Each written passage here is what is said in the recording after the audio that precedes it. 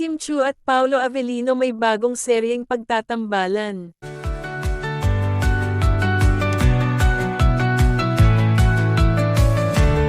Nagdulot ng malaking kasiyahan sa mga tagahanga ang balitang muling magsasama sina Kim Chiu at Paolo Avellino sa isang bagong serye. Matagal nang inaabangan ng kanilang supporters ang panibagong proyekto ng dalawa.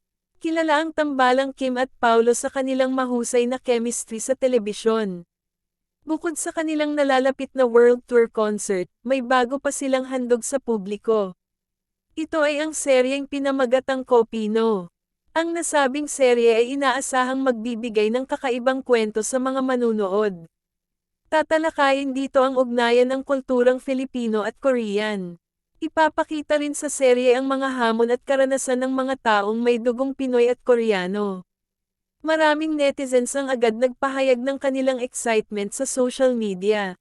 Ayon sa ilang ulat, pinaghandaan ng mabuti ang proyektong ito. Inaasahang magiging emosyonal at makabuluhan ang takbo ng kwento. Patuloy na sumusuporta ang kanilang fans sa bawat proyekto ng dalawa.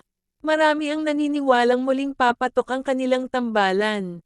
Dagdag pa rito, inaasahang makakapagbigay inspirasyon ang serye sa mga manunood.